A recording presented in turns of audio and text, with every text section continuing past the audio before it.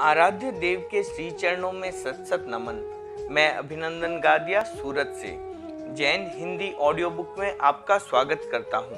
अगर आप इस चैनल पर नए हैं तो इसे सब्सक्राइब कर दीजिए और बेल आइकन प्रेस कर दीजिए, जिससे चैनल के नोटिफिकेशन आपको रेगुलर मिलते रहें।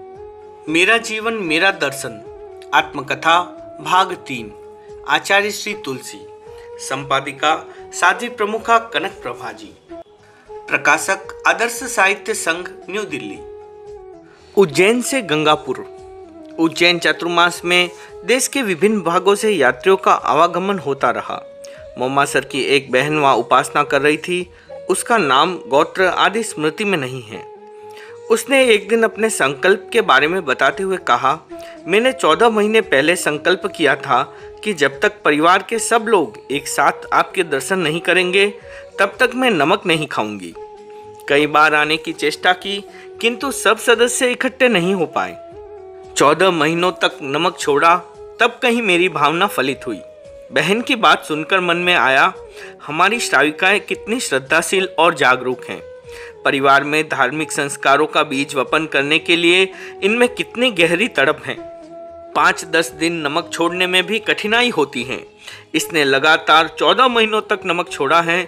ऐसी बहनें अपने परिवार और संघ के लिए बहुत उपयोगी होती हैं। इनका अंकन होना चाहिए। तेलधानी उद्योग के कार्यकर्ता मूलचंद जी अग्रवाल आए। अनुरोध की बात उन्हें पसंद आई। उन्होंने समझपूर्वक अनुरोध स्वीकार किए। दीक्षा के प्रसंग में उनको परमार्थिक शिक्षण संस्था के बारे में जानकारी दी गई। दीक्षित जीवन की श्रेष्ठता को स्वीकार करने पर भी उनका दृष्टिकोण हमसे भिन्न था। उन्होंने कहा, कुमारी और सुहागिन बहनों की दीक्षा नहीं होनी चाहिए। विधवा बहनें दीक्षा के लिए तैयार हो तो उनके लिए इससे बढ़कर कोई रास्ता नहीं है। अग्रवाल जी की बात सुनकर मैं बोला, दीक्षा का संबंध कुमारी, सुहागिन या विधवा से नहीं, वैराग्य से है। आत्महित या आत्मशोधन के लिए दीक्षा ली जाती है। जिस व्यक्ति में आत्मशोधन की अर्हता हो वह किसी अवस्था और किसी भी लिंग में दीक्षा का अधिकारी है। भगवान महावीर ने कुमारी चंदना को दीक्षा दी थी। हम दीक्षा से पहले पूरी जांच परख करते हैं। परमार्थिक शिक्षण संस्था में साधना और शिक्षण की व्यवस्था है। वहाँ परिपक्व होने के बाद दीक्षा देते हैं। अग्रवाल जी तेरापन की दीक्षा प्रणाली से संतुष्ट हुए। फिर भी उनका आग्रह रहा कि कुमारी लड़कियों को दीक्षा नहीं देनी चाहिए। बाल दीक्षा विरोध का स्वर उज्जैन में भी पहुंच गया। उससे अनेक लोग भ्रांत हो गए। भ्रांतियों के निराकरण हेतु वहां के क्षत्रिय लोक में एक सार्वजनिक प्रवचन रखा गया। उसमें दीक्षा पद्धति का विश्लेषण किया गया और पारमार्थिक शिक्षण संस्था का परिचय दिया गया। संस्था को लेकर भी विरोध का वातावरण था। संस्था यात्रा में साथ क्यों रहती हैं? क्या कुमारी कन्याएं दहेज की समस्या से प्रताड़ित होकर दीक्षा लेती हैं? आदि बिंदुओं का स्पर्श करते हुए स्पष्टीकरण किया गया। काफी लोगों को समाधान मिला। दृष्टिकोण अपना अपना। उज्जैन के प्रसिद्ध ज्योतिषी सूर्य नारायण जी व्यास का हमारे साथ कुछ परिचय था। उनके अनुरोध पर एक बार हम उनके घर गए। उन्होंने भी हमारे आवास स्थल पर आने की भावना व्यक्त की थी। एक दिन अचानक वे आ गए। श्रावकों ने उनके लिए जमीन पर गलीचा बिछा दिया। वे बैठ गए। उनके साथ हमारी काफी बातें हुई। वे चले गए। उन दिनों वहाँ सुजानगढ़ का कठोतिया परिवार उपासना में आया हुआ था। गणेशमल जी कठोतिया अपनी जन्म कुंडली दिखाने उनके पास गए। अपने परिचय में उन्होंने मेरे नाम का उल्लेख किया। व्यास जी बोले, मैं आज आचार्य जी के पास गया था। वे अच्छे विद्वान हैं, अच्छा काम कर रहे हैं, पर मेरा तो वहाँ बहुत अपमान हुआ। आचार्य जी स्वयं तो पट पर बैठे और मुझे नीचे बिठाया। राष्ट्रपति राजेंद्र प्रसाद मुझे बुलाते हैं। वे मेरा बहुत सम्मान करते हैं। व्यास जी के प्रति मेरे मन में अच्छी भावना थी। उन्हें अपमानित करने का कोई लक्ष्य भी नहीं था। वे एक गृह त्यागी थे। गृहस्थी सन्यासी के बराबर आसन पर न बैठने मात्र से उन्होंने अपना अपमान अनुभव किया। हमें बड़ा विचित्र सा लगा। आखिर यही सोचकर विराम लिया कि हर व्यक्ति का अपना अपना दृष्टिकोण होता है। उस घटना के बाद हमारे प्रति उनका सौमनस्य कम हो गया। भिलवाड़ा मेवाड़ से लगभग 300 व्यक्ति मर्यादा महोत्सव की प्रार्थना लेकर आए। भिलवाड़ा के श्रावक समाज ने अपनी ओर से पूरी तैयारी के साथ प्रार्थना की। जोधपुर, अजमेर, जयपुर आदि क्षेत्रों से भी श्रद्धालु लोग अच्छी संख्या में आए। दूधालेश्वर से महंत शीतल प्रसाद जी आए। महंत जी की श्रद्धा भावना दिनों दिन बढ़ती जा रही थी। सुजानगढ़ निवासी मूलचंद जी सेठिया के पुत्र डालमचंद जी बारेटला अपने परिवार के साथ उपासना करने आए। उनके जीवन में विद्वता और श्रद्धा का योग था। विदेश में रहने पर भी उनके संस्कारों में धर्म की पूट थी। विनोद मिल्स उज्जैन के मालिक लालचंद जी सेठी ने डालमचंद जी सेठिया की अध्यक्षता में एक स्वागत सभा का आयोजन किया। उनके परिवार का युवक भूपेंद्र सेठी विदेश यात्रा करके लौटा। उसके सम्मान में वह सभा हुई। उसमें डालमचंद जी का वक्तव्य प्रभावशाली रहा। उससे धर्म संघ की शोभा बढ़ी। उनकी विद्वता और वक्तव्य शैली की चर्चा जन जन की जुबान पर थी। लालचंद जी सेठी के आग्रह भरे अनुरोध पर हम उनकी मिल पर गए। वहां 3 दिन रहे। मिल के परिसर में बना हुआ मंदिर देखा। लालचंद जी की पत्नी इंदौर वाले सेठ हुकुमचंद जी हाबली काबली की पुत्री थी। उसने गुरुधारणा ग्रहण की। सहज शांत और प्रकृति से भद्र उस महिला को देख मुझे मातृश्री वदना जी की स्मृति हो आई। उसकी प्रार्थना पर हमने उसके पूरे मकान का स्पर्श किया। संत के लक्षण। पिछले कई वर्षों से हम प्रतिवर्ष एक अहिंसा दिवस का आयोजन करते आ रहे थे। जाति, संप्रदाय, वर्ग आदि भेदभाव से ऊपर उठकर मनुष्य मात्र के मन में अहिंसा के प्रति आस्था पैदा करने और जीवन शैली में अहिंसा का समावेश करने की दृष्टि से अहिंसा दिवस का आयोजन किया जाता था। उज्जैन में अहिंसा दिवस की चर्चा चल रही थी। शहर के कुछ काजी और चौधरी रात्रि के समय हमारे पास आए। उनको अहिंसा का महत्व समझाया गया और अहिंसा दिवस की जानकारी दी गई। मैंने उनसे कहा, अर्थ का प्रलोभन देकर कत्लखाना बंद कराना हमारा लक्ष्य नहीं है। हम चाहते हैं कि आपका हृदय बदले, आपकी क्रूरता कम हो। आप अपनी ओर से प्राणियों को अभय दान दें। आगंतुक भाइयों ने मेरी बात ध्यान से सुनी। मैंने उनको तेरापन की व्याख्या बताई। उसे सुनकर वे बहुत खुश हुए। उन भाइयों में एक गांधी था। उसके पास इत्र की शीशियों का डिब्बा था। इधर मैं बात कर रहा था, उधर गांधी ने अपना डिब्बा खोला, इत्र की शीशी निकाली। शीशी का ढक्कन खोल मेरे कपड़ों पर इत्र छिड़कने लगा। मैं उससे कुछ कहूँ उससे पहले ही उसने इत्र हाथों पर लगा दिया। उस समय मुझे पूज्य गुरुदेव कालूगणी से सुना हुआ एक पद्य याद आ गया। कोक वंदत कोक निंदत, कोक भाव से देते हैं भक्षण। कोक आप लगावत चंदन, कोक डारत है तन तच्छन। को कहे यह मूर्ख दीसत, को कहे नाही है रे विच्छन। सुंदर काहू पे राग न रोष, तो यह सब जानिए संत के लक्षण। उज्जैन में सेठ कनकमल जी चौधरी बड़नगर के लक्ष्मी निवास में हमारा चातुर्मासिक प्रवास था। चातुर्मास के प्रारंभ से ही वहाँ के एक उपनगर नयापुरा के निवासी हमें नयापुरा ले जाने के लिए उत्सुक थे। उपनगर के रहने वाले लोगों के साथ हमारा निकट संपर्क हो, इस दृष्टि से यह आवश्यक भी था। 26 सितंबर को प्रातः हम वहाँ गए। प्रवचन हुआ। मध्याह्न में व्यक्तिगत संपर्क का क्रम चला। रात्रि में फिर प्रवचन हुआ। वहाँ हमारा प्रवास भगवान जी मोतीलाल जी मेहता के मकान शांति निवास में हुआ। 27 सितंबर को लक्ष्मी निवास जाकर 28 को हम पुनः नयापुरा आए। उपनगर में रहने वाले प्राय सभी वर्गों के लोग लाभान्वित हुए। जन्मदिन मनाने का तरीका। कार्तिक शुक्ला द्वितीया का दिन मेरे लिए संवत्सर प्रतिलेखन का दिन था। उस दिन मैंने अपने जीवन में 41 बसंत पूरे किए। वह मेरा 42वां जन्मदिन था। जैन आगमों में जन्मदिन को संवत्सर प्रतिलेखन का दिन माना गया है। प्रतिलेखन अर्थात लेखा जोखा। पूरे वर्ष का लेखा जोखा करने के लिए मैं 1 वर्ष पीछे लौटा। कहीं एक एक दिन, कहीं एक एक महीने और कहीं समुच्च रूप में पूरे वर्ष को देखा। क्या खोया, क्या पाया और क्या पाना है, इस त्रिपदी के आधार पर अच्छा आत्मविश्लेषण हुआ। मैं अपने जन्मदिन को अपने ढंग से मनाना चाहता था। सार्वजनिक रूप में जन्मदिन मनाने की परंपरा भी नहीं थी। फिर भी साधु साध्वियों के पुनः पुनः आग्रह करने पर मैंने कहा, तुम लोग मेरा जन्मदिन मनाना चाहते हैं तो मनाओ, पर उसका तरीका नया होना चाहिए। मैं चाहता हूँ कि इसे निमित्त बनाकर आप साहित्य और कला के क्षेत्र में विकास किया जाए, अपनी प्रतिभा को नई स्फूर्णा दी जाए और सृजनात्मक चेतना को जगाया जाए। उज्जैन में पहली बार सुनियोजित ढंग से जन्मदिन मनाया गया। अनेक साधु साध्वियों ने वक्तव्य दिए और कविता पाठ किया। मैंने अपने वक्तव्य में कहा, इस कार्यक्रम में जितने वक्ता बोले सबने मेरे दीर्घ जीवन की कामना की। आप मेरा दीर्घ जीवन चाहते हैं और मैं अपने कार्यों में आपका सहयोग चाहता हूँ। मेरे लिए अभी 2 काम सर्वोत्तम हैं, आचार के क्षेत्र में विकास और वैचारिक धरातल की ठोसता। कुशल साधना और अनुरोध का संबंध आचार से है। आगम संपादन और शोध का कार्य वैचारिक दृष्टि से महत्वपूर्ण है। यह दोनों काम चल रहे हैं, इनमें गति लाने की अपेक्षा है।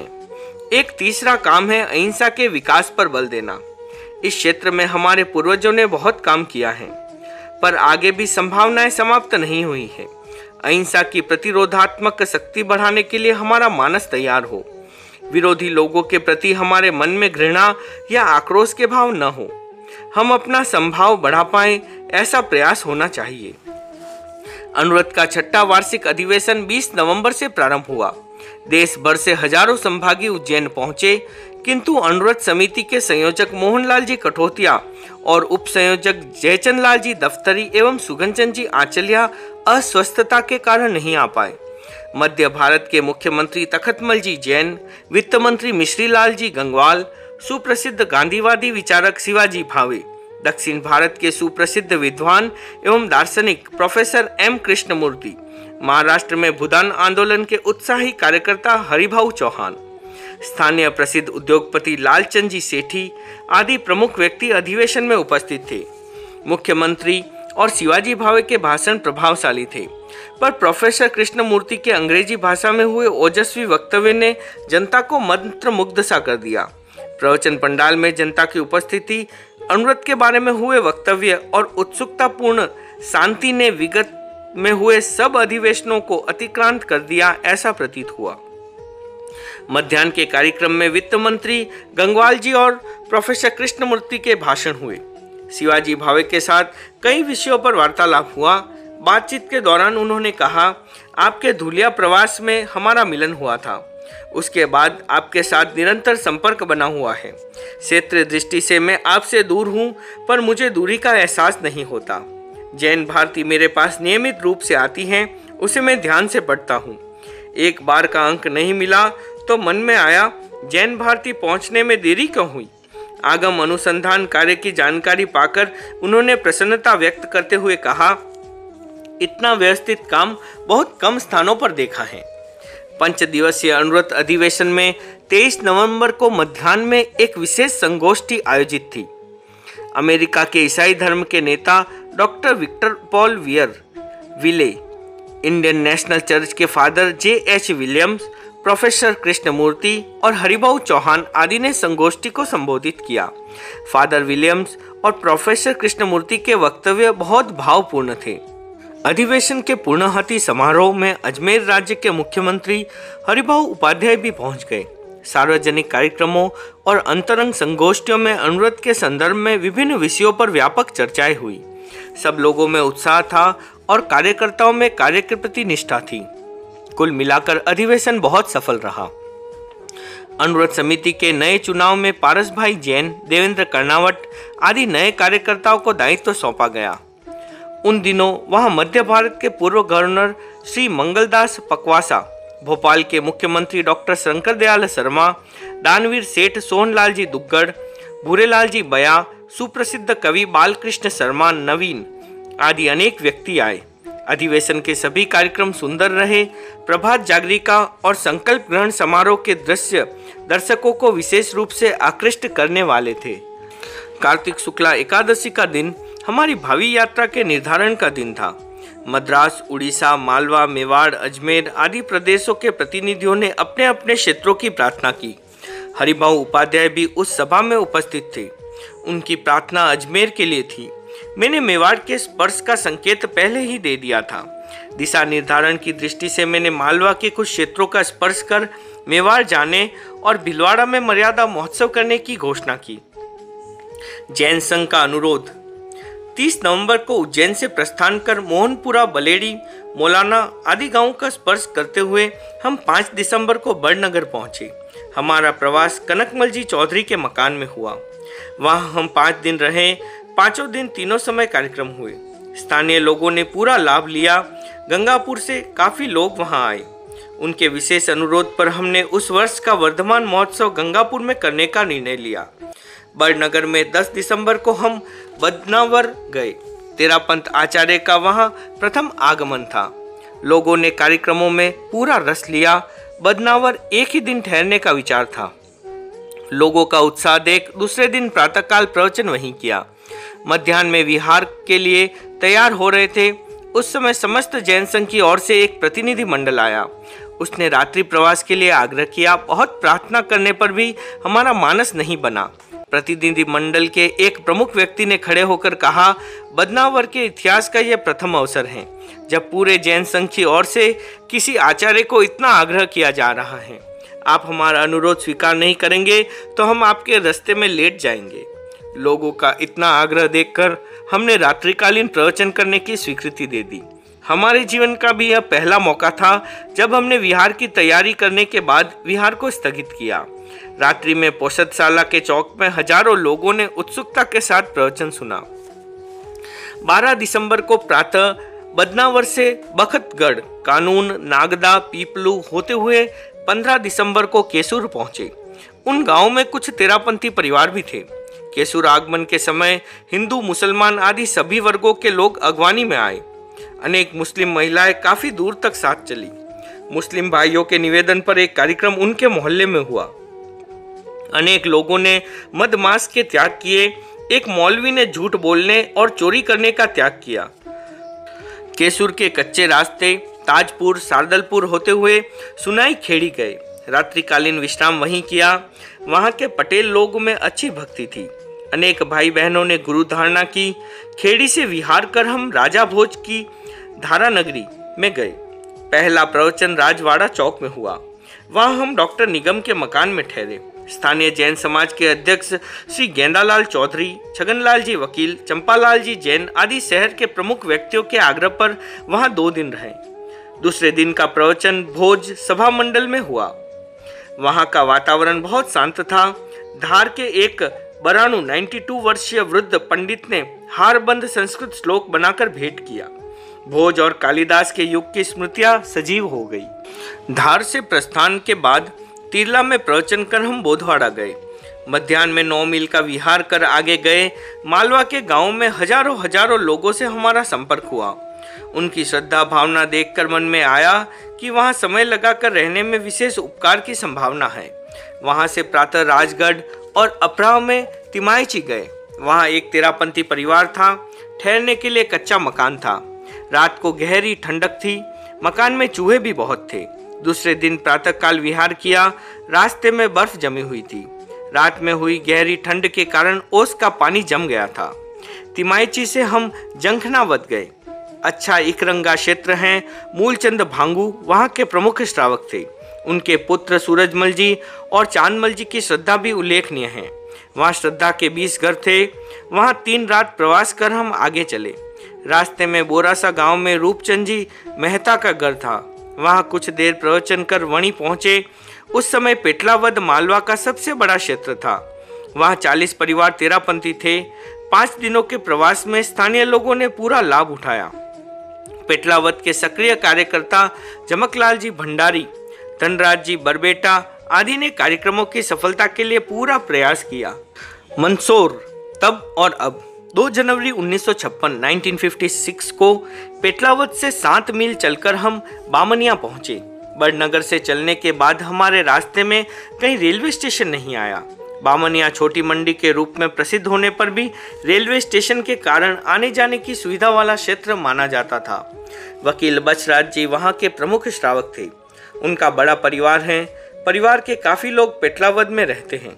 बामनिया से भैरूगढ़, रावटी, लालगुवाड़ी, करेड़ी आदि गांवों का स्पर्श करते हुए हम 5 जनवरी को रतलाम पहुंचे। कुछ साधुओं को आगम कार्य की दृष्टि से सीधे रास्ते से रतलाम भेज दिया। उज्जैन से रतलाम पहुंचने में हमारी 300 मील की यात्रा हो गई। रतलाम मालवा का अच्छा क्षेत्र है। वहां हम 6 दिन रहे।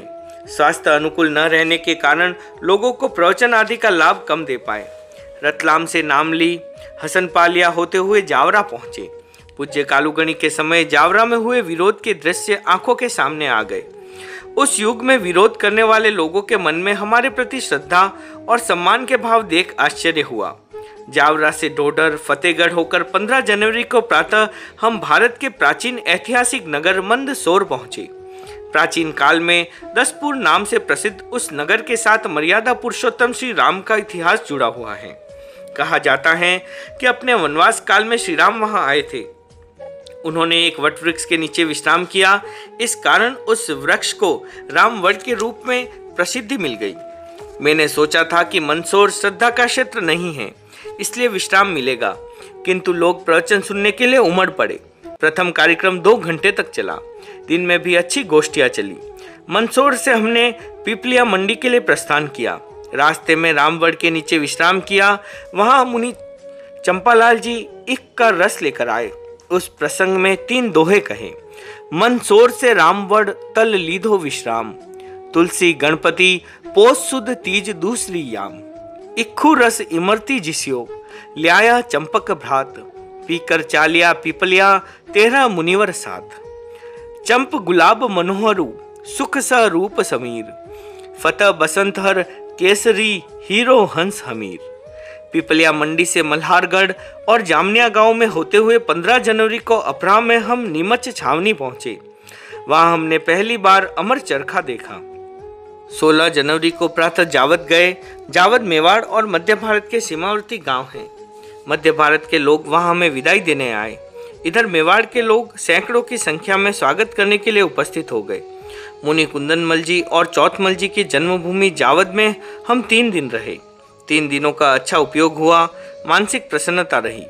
20 जनवरी को प्रातःकालीन कार्यक्रम में मध्य भारत के लोगों ने भारी मन से हमको विदाई दी और मेवाड़ के लोगों ने हमारा स्वागत किया।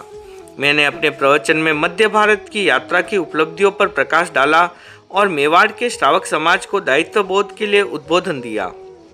उसी दिन साय विहार कर हम जावद गांव के बाहर रामद्वारा में आ गए। जावद से निम्बाहेड़ा, चित्तौड़, चोगामढ़ी, गंगरार, हमीरगढ़, पहुना आदि क्षेत्रों का स्पर्श करते हुए 28 जनवरी को अपराह में गंगापुर पहुंच गए। मिक्सर कृष्णा एकम को हमने उज्जैन से विहार किया और माघ कृष्णा एकम को गंगापुर में प्रवेश किया। उस दिन वहां लोगों की बहुत भीड़ थी। जैन जैनेतर के बीच कोई भेद रेखा नहीं थी। साधु साध्वियों की संख्या भी लगभग 350 हो गई थी। विक्रम संवत 1993 के बाद मैं पहली बार गंगापुर आ गया था। पूज्य गुरुदेव के बैठने, सोने, आहार करने, प्रवचन करने आदि के स्थान और प्रसंग मुझे 2 दशक पीछे ले जा रहे थे। उन प्रसंगों के बारे में बहुत कुछ लिखकर भी मैं नहीं लिख पाऊंगा, इसलिए अपनी लेखनी को यहीं विश्राम देता हूँ। एक बंद दरवाजा खुला। 28 जनवरी 1956 1956 तदनुसार माघ कृष्णा प्रतिपदा का दिन। अपराह में 4 बजे का समय। गंगापुर की जनसंकुल गलियां। मेवाड़ के विभिन्न क्षेत्रों से लगभग 3000 दर्शनार्थियों का आगमन। गंगापुर के प्राय सभी वर्गों के लोग। बावड़ी दरवाजे से एक भव्य जुलूस के साथ हम चले। स्थानीय दीवान चौक में निर्मित विशाल प्रवचन पंडाल में पहुंचकर जुलूस सभा में बदल गया। करीब 10,000 लोग स्वागत सभा में उपस्थित थे। ऐसा प्रतीत हुआ मानो तेरा पंथ जातिवाद की संकीर्ण हदबंदियों से मुक्त होकर संपूर्ण मानव जाति के साथ एकात्म हो रहा है। उस बहुरंगी परिधान वाली मानव मेदनी में 350 साधु साध्वियों की धवलिमा दर्शकों के आकर्षण का विषय बनी हुई थी। शांत और सौम्य वातावरण में गंगापुर नगरपालिका के अध्यक्ष गणपतलाल जी हिरण एवं मुंसिफ मजिस्ट्रेट भैरूलाल जी जबेरिया ने स्वागत भाषण किए। मैंने अपने प्रवचन में कहा, यह वही गंगापुर है जहां से मेरे जीवन का नया अध्याय शुरू हुआ। मैं यहाँ लगभग 2 दशक बाद आया हूँ। अनेक बार यहाँ आने की इच्छा हुई पर नहीं आ पाया। आज अनुभव होता है कि मैं मूल स्थान पर आ गया। जनता उस समय भी बहुत थी। पूज्य गुरुदेव श्री कालूगणी की अस्वस्थता के संवाद सुनकर देश भर से हजारों लोग यहाँ आ गए थे। साधु साध्वियों की संख्या अलबत्ता कम थी। आज मैं यहाँ पहुंचकर प्रसन्न हूँ। माघ कृष्णा द्वितीया का दिन मिलन और व्यवस्था में बीत गया। रात्रि में थोड़ा समय मिला। मैंने भावी दिशाओं के बारे में सोचना प्रारंभ किया। दूर दूर से धर्मसंघ की अंतरंग परिषद के बारे में बहुत बातें सुनी थी। कानों से जो कुछ सुना था उसे देखने का प्रसंग सामने आने वाला था। कुछ साधु पूरे जोश खरोश के साथ नई परिस्थितियों के निर्माण में संलग्न थे। वातावरण में भय और संदेह की गंध थी। भीलवाड़ा में आयोजित होने जा रहे मर्यादा महोत्सव के अवसर पर किसी भयावह विस्फोट की संभावना पुष्ट हो रही थी। कुछ श्रावक भी इस वातावरण के निर्माण में सहयोगी थे। मेरे मन में कोई आशंका नहीं थी, यह बात नहीं थी। मैं बार बार अनुभव कर रहा था कि साधुओं का वैचारिक द्वंद्व समाप्त नहीं हुआ है। सरदार शहर में खुली चर्चा के बाद जिस रूप में वातावरण शांत हुआ था वह व्यवस्थागत था। संतों का हृदय परिवर्तन नहीं हुआ था। व्यवस्था परिवर्तन और हृदय परिवर्तन का योग होने से जो निष्पत्ति आती है उसमें स्थायित्व रहता है।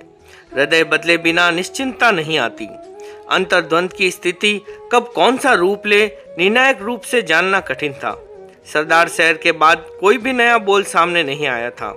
उन्हीं घिसे पिटे बोलों के आधार पर भ्रांति, संदेह और उहापोह का वातावरण बन रहा था। जो साधु उक्त वातावरण को हवा दे रहे थे वे भी संघ के वफादार थे। उनकी चिंता बदलती हुई परंपराओं को लेकर थी। वे चाहते थे कि संघ में कुछ भी नया नहीं होना चाहिए। जिस लकीर पर तेरापन धर्म संघ चल रहा है वह उसी पर चलता रहे। युगीन परिस्थितियों और अपेक्षाओं के संदर्भ में सोचने की मानसिकता उनकी नहीं थी। मौलिकता की सुरक्षा के प्रश्न तक मैं उनकी बात से सहमत था, किंतु द्रव्य, क्षेत्र, काल और भाव को गौण कर रूढ़ बने रहना मुझे अभिष्ट नहीं था। कोई भी संगठन सदा एक गति से चल सकता है क्या? जिस संगठन के संचालक परिवर्तन को सर्वथा अस्वीकार करते चलते हैं वे उसे उपयोगी और विकासशील बनाए रखने का दावा नहीं कर सकते। महाकवि कालिदास ने कहा है, ईंधन को इधर उधर करने से अग्नि प्रदीप्त होती है, सर्प छेड़छाड़ करने पर फण करता है। यही बात संघ पर लागू है। बिना छेड़छाड़ या परिवर्तन के विकास की धारा आगे नहीं बढ़ती। विकास के नाम पर कुछ भी नया काम स्थिति पालक लोगों को सह्य नहीं हो पाता। मैं सरदार शहर में अपना चिंतन स्पष्ट कर चुका था कि हमें प्रभावपाती नहीं बनना है तो स्थिति पालक भी नहीं रहना है। फिर भी कुछ व्यक्ति टस से मस होने के लिए तैयार नहीं थे। उस आधार पर मुझे स्पष्ट आभास होने लगा कि संघ में कोई उथल पुथल होने वाली है। गंगापुर में धर्म संघ एकत्रित हुआ तब तक कोई नई बात सामने नहीं आई थी। भीतर ही भीतर भ्रांतियां फैलाने वाले मर्यादा महोत्सव के अवसर पर भीलवाड़ा में कोई बड़ा विस्फोट करना चाहते थे। जब तक उनकी ओर से कोई बात न आए तब तक मैं प्रतीक्षा करता रहूं। यह स्थिति संघ के हित में नहीं थी। जो कुछ घटित होने वाला था उससे आंख मिचोलनी संभव नहीं थी। मुझे एक एक कदम फूंक फूंक कर रखना था, पर अंधेरे में नहीं रहना था। संघ में निर्णायक स्थिति का निर्माण करने के लिए प्लेटफॉर्म को साफ करने की अपेक्षा थी। उस अपेक्षा की पूर्ति के लिए कुछ संघीय नीतियों का निर्धारण करना था। नीति निर्धारण के बाद ही यह स्पष्ट हो सकता था कि कितने व्यक्ति उन नीतियों को मान्य करते हैं और कितने व्यक्ति उन्हें ठीक नहीं समझते। जिन व्यक्तियों को उन नीतियों के साथ सहमति न हो उनको सुनने में कोई कठिनाई नहीं थी। जो विचार उपयोगी प्रतीत हो उन्हें अमान्य करने का कोई आग्रह भी नहीं था। मैंने यह भी सोचा था कि जिन विचारों में कोई सार नहीं होगा उनकी उपेक्षा कर दी जाएगी। गंगापुर प्रवास के दूसरे दिन मैंने अनेक कोणों से सोचना शुरू कर दिया। मेरी सोच का एक कोण यह था, धर्म संघ के पुराने साधु एकजुट होकर वातावरण को विवादास्पद बनाने के लिए कटिबद्ध हैं। मंत्री मुनि यहाँ नहीं है। नए साधुओं में भी कुछ साधु ढुलमुल नीति के हैं। उनका पूरा भरोसा नहीं किया जा सकता। किसी भी साधु की वैचारिक स्वतंत्रता का हनन करना मेरा लक्ष्य नहीं है, पर संघ को मजबूत रखने के लिए स्थिति का पूरा जायजा लेना आवश्यक है। विद्रोह करने वाले करेंगे यह निश्चित है, किंतु कोई भी काम अज्ञात अवस्था में नहीं होना चाहिए। अंतर्द्वंद की स्थिति अच्छी नहीं होती, वह अंतर्वर्ण का रूप ले सकती है। इसलिए उचित समय पर इसे नियंत्रित करना जरूरी लगता है। उन दिनों मुनि नथमल जी टमकोर और मुनि बुद्धमल जी मेरी चिंतन यात्रा में सहयोगी थे। मैंने भावी रूपरेखा की दृष्टि से उनके साथ बात की। प्रहर रात्रि का समय था। प्राय सभी साधु सो गए, मैं भी सो गया, पर उनके और मेरे सोने में अंतर हुआ। अन्य साधु सोए और गहरी नींद में चले गए। मैं सोया, किंतु आंखों में नींद का नाम नहीं था। थोड़ी देर करवटें लेता रहा, फिर उठा, फिर सोया। दिमाग में एक ही बात घूम रही थी। मेरी उधेड़ बुन यह थी कि बात कहाँ से और कैसे शुरू की जाए। सामने वाले व्यक्ति कोई प्रसंग ही न चलाए तो कौन सा मुद्दा उठाया जाए। मेरे दिमाग में कोई भी बात आ जाती है तो जब तक उसका निराकरण नहीं होता वह वहां से निकल नहीं पाती। यह स्थिति अच्छी नहीं है, किंतु आदत ऐसी हो गई कि इसका परिणाम भुगतना ही पड़ता है। घड़ी ने 11, 12, 1, 2 और 3 बजा दिए। मैं घड़ी की आवाज सुनता रहा और सोचता रहा। कोई समाधान सूत्र हाथ नहीं लगा। आखिर पूज्य गुरुदेव की स्मृति हो आई। मैंने सोचा आज मैं उस स्थान पर बैठा हूँ जहाँ पूज्य कालूगणी का स्वर्गवास हुआ था। संभवतः वे मुझे दिखाई दे, मेरा पथ दर्शन करे या मुझे कोई संकेत दे। मैंने इधर उधर देखा, गहरी बेचैनी के साथ देखा, पर कहीं कुछ भी दिखाई नहीं दिया। प्रत्यक्ष तो क्या, स्वप्न में भी गुरुदेव के दर्शन नहीं हुए। आंखों में नींद ही नहीं थी तो स्वप्न कहां से आता। चारों ओर छाई निराशा के बीच एक ही आशा की किरण थी कि समय पर कोई न कोई आंतरिक प्रेरणा होगी और मेरा पथ प्रशस्त हो जाएगा। माघ कृष्णा तृतीया का सूरज उगा और अस्त हो गया। सब साधु एकत्रित हुए, गुरु वंदना हुई, प्रतिक्रमण हुआ। श्रावक श्राविकाओं की अच्छी उपस्थिति थी। उस समय अचानक एक साधु मेरे निकट आया। वह सबके बीच में खड़ा होकर बोला, आचार्य श्री, मेरे बारे में आपके पास जो बात आई है वह गलत है। मैंने कोई गलती नहीं की। अप्रत्याशित रूप से एक साधु का उक्त भाषा में बोलना मुझे अच्छा नहीं लगा। मैंने कहा, तुम्हारी कोई बात मेरे पास आई है या नहीं, यह एक अलग बात है। मूल बात यह है कि इतने लोगों के बीच तुम्हारा इस प्रकार बोलना ठीक है क्या? 2 क्षण के लिए वह साधु सहम गया, फिर संभल कर बोला, मेरे मन में कितनी बेचैनी है यह कोई नहीं जानता। दिन में मेरी भूख गायब हो गई और रात में नींद उचट गई। मेरे लिए एक एक क्षण भारी हो रहा है। मैंने उसको आश्वस्त करते हुए कहा, किसी भी बात का निर्णय अधीरता से नहीं होता। प्रत्येक काम के लिए अवसर देखना होता है। अपने मन का भार हल्का करने के लिए तुम समय ले सकते थे, पर इस प्रकार सार्वजनिक रूप में ऐसा प्रसंग नहीं छेड़ना चाहिए। मैंने उसको जितनी सांत्वना दी वह उतना ही अधीर हो गया। भावावेश में आकर वह बोला, आचार्य श्री, मैं कुछ भी असत्य नहीं कहता। मेरे झूठ बोलने का त्याग है। मैंने उसको समझाते हुए कहा, साधु के झूठ बोलने का त्याग होता है, यह बात सही है, किंतु उससे कभी प्रमाद भी हो सकता है। मेरे द्वारा सामान्य रूप से कही बात को उसने अपने ऊपर ले लिया। अपना संतुलन खोकर वह बोला, जिन साधुओं ने भूल की है उनको आपने गौण कर दिया और मेरी बात को महत्व दे दिया। अब आप मेरे बारे में कुछ भी कहेंगे तो मुश्किल हो जाएगी। स्थिति को सामान्य बनाने का मेरा प्रयास विफल हो गया। उस साधु को और अधिक कुछ कहने की छूट देना संघ के हित में नहीं लगा। मैंने उक्त संवाद के आखिर में कहे गए उसके 2 वाक्यों को पकड़कर कहा, तुम कहते हो कि जिन साधुओं ने गलती की है उनको मैंने गौण कर दिया और गलती किए बिना ही तुम्हारे साथ ज्यादती हो जाएगी। इस कथन का तुम्हारे पास क्या आधार है? कहाँ क्या बोलना और कैसे बोलना, इतना सा भी विवेक नहीं है? इस अनर्गल प्रलाप के लिए तुम 2 रात परिष्ठापन का प्रायश्चित स्वीकार करो। अनुशासन की इस कार्रवाई पर वहां से उठा और भीतर चला गया। उस समय मेरे आसपास अनेक साधु बैठे थे। मुनि नथमल जी बागोर की और मुखातिब होकर मैंने कहा, नथमल जी स्वामी, यह साधु आपके साज में है। यह इतना भी नहीं समझता कि कब क्या बोलना चाहिए। आचार्य से बात करने का यह तरीका होता है क्या? अब इसे आपके साथ रखने का विचार नहीं है। मेरी बात सुन वहां सन्नाटा छा गया। मैंने इधर उधर बैठे साधुओं को बुलाकर कहा, मैं देख रहा हूं कि संघ में स्वच्छंदता आई है, अनुशासनहीनता आई है। मैं इसे सहन नहीं करूंगा। क ख ग कोई भी हो, संघ या अनुशासन सब पर लागू है।